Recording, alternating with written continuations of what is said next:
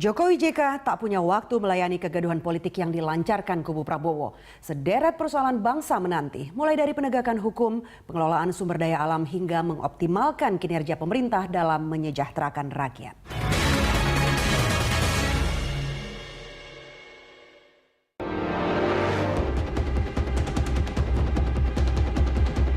Jelang pergantian pemerintahan, BBM langka. Presiden dan Wakil Presiden terpilih, Joko Widodo Yusuf Kala, menanggung warisan beban subsidi BBM yang kian membesar seiring kenaikan konsumsi BBM. Subsidi BBM pada APBN Perubahan 2014 sebesar 350,3 triliun rupiah. Hitungan Badan Kebijakan Fiskal, harga minyak perlu naik Rp3.500 untuk menyelamatkan APBN 140 triliun rupiah. Tanpa pengurangan subsidi, beban anggaran makin berat dan ruang fiskal bagi pemerintahan baru makin sempit. Walaupun sudah terlalu tinggi subsidinya belum cukup, karena itu tidak ada cara lain, saya ingin ulangi, tidak ada cara lain selain menaikkan harga BBM itu sendiri agar pemerintah tidak perlu mengeluarkan uang yang memang tidak ada. Pokoknya pemerintah naikkan, tidak naikkan, pada akhirnya harus naik. Tidak ada cara lain menyelamatkan bangsa ini. Harga BBM harus naik. Presiden terpilih Joko Widodo menilai subsidi BBM di RAPBN 2015 yang naik menjadi lebih dari 363 triliun rupiah terlalu membebani pemerintahan mendatang. Tim transisi menghitung kenaikan tiap Rp1.000 bisa menghemat 48 hingga 52 triliun rupiah. Oleh yang punya mobil, sehingga perlu dialihkan kepada sektor-sektor produktif, usaha-usaha produktif, misalnya pupuk untuk petani, pestisida untuk petani, solar untuk nelayan, mesin-mesin untuk nelayan, kapal untuk nelayan, ya seperti itu. Atau untuk usaha mikro di kampung, UMKM, harus masuk pada usaha-usaha produktif. Bukan subsidi diberikan untuk kenikmatan. Saat kampanye, Jokowi pernah berjanji akan mengembangkan potensi energi terbarukan. Ini untuk mengalihkan ketergantungan Indonesia pada energi fosil seperti minyak bumi. Apalagi Indonesia diprediksi menjadi negara importir minyak terbesar dunia pada 2018. Soal energi alternatif, negeri ini sebenarnya kaya sumber daya. Namun eksplorasi selama ini tidak optimal dan berkelanjutan.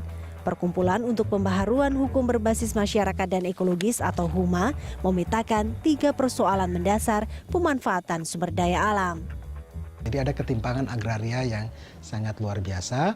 Di sisi yang lain ada penguasaan yang begitu besar di segelintir orang yang berorientasi kepada eksploitasi skala besar, apakah pertambangan, perkebunan, atau kehutanan, itu memicu terjadinya bencana ekologis. Persoalan yang ketiga, izin yang diberikan untuk eksploitasi alam itu sudah sangat berlebihan. Bahkan sebagian itu ada yang cenderung mengkoleksi izin untuk menunggu peluang-peluang susulan. Paling tidak, ada 12 janji dalam agenda prioritas Jokowi JK yang terkait lingkungan hidup. Antara lain, mendorong performa agraria dan penyelesaian konflik, mengurangi pencemaran dan alih fungsi kawasan, serta mengkoreksi tata ruang. Sekitar 67% wilayah Indonesia itu adalah wilayah hutan, ya, yang di daratan kita itu wilayah hutan.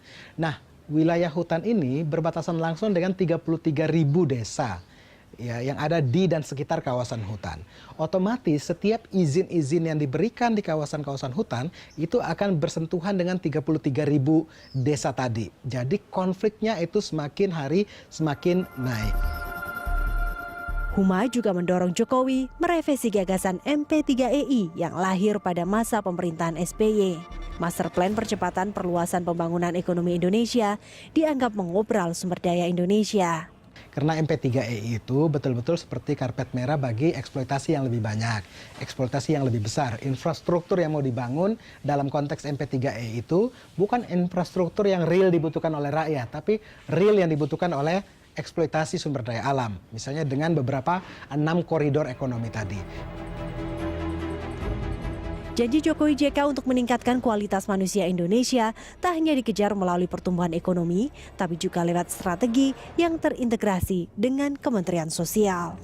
Itulah menurut saya, itulah yang sebenarnya pembangunan sosial yang sebenarnya. Ya. Jadi pembangunan yang diperbaiki bukan korban yang ditimbulkan oleh pembangunan yang sangat liberal itu yang diurus itu nggak bakalan pernah selesai selagi pembangunannya masih tetap berparadigma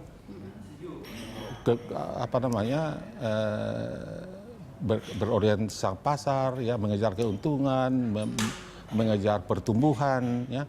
Nah, selagi itu yang menjadi fokus, ya, bukan pemerataan, bukan kesejahteraan, ya, jangan pernah mengharapkan perbaikan, ya. Nah, itu semua akan menjadi tambah sulam.